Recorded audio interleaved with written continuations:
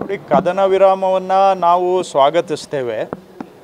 ಆದರೆ ನನಗೆ ಒಂದು ಪ್ರಶ್ನೆ ಅನೇಕರು ನಿನ್ನೆ ಎಲ್ಲ ತಲೆ ಎತ್ತಿದ್ದಾರೆ, ಪ್ರಶ್ನೆ ತಲೆ ಎತ್ತಿದೆ.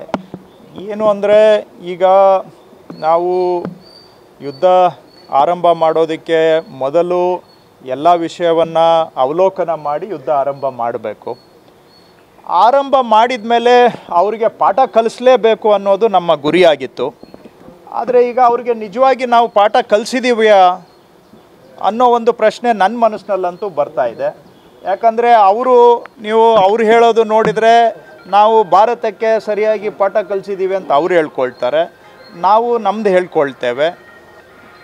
ಅವರಿಗೆ ಇನ್ನೊಂದು ಬಾರಿ ಭಾರತದ ಆಂತರಿಕ ವಿಷಯದಲ್ಲಿ ಬೆರಳು ತೋರಿಸುವ ದುಸ್ಸಾಹಸ ಮಾಡದಂತಹ ಪಾಠವನ್ನು ಅವರಿಗೆ ಕಲಿಸ್ಬೇಕಾಗಿತ್ತು.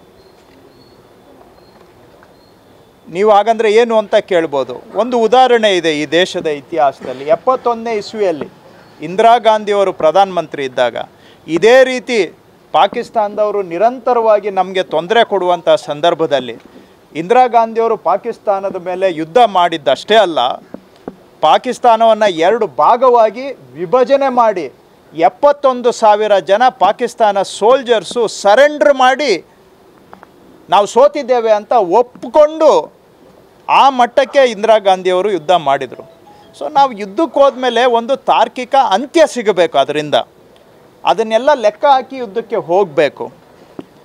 ಈಗ ಅಮೇರಿಕಾದವ್ರು ಹೇಳಿದರು ಅಂಥೇಳಿ ಕೂಡಲೇ ನಾವು ಹಿಂತೆಗೆದು ಬಿಟ್ಟರೆ ನಮ್ಮ ಯಾವ ಉದ್ದೇಶದಿಂದ ನಾವು ಈ ಕದನವನ್ನು ಆರಂಭ ಮಾಡಿದ್ವಿ ಆ ಉದ್ದೇಶ ಈಡೇರಿದೆಯಾ ಅನ್ನುವಂಥದ್ದು ಒಂದು ಪ್ರಶ್ನೆ ನಮ್ಮ ಮನಸ್ಸಿನಲ್ಲಿ ಉದ್ಭವ ಆಗುತ್ತೆ. ಇದಕ್ಕೆ ಕೇಂದ್ರ ಸರ್ಕಾರದವರು ಉತ್ತರ ಕೊಡಬೇಕು. ಎರಡನೇದು,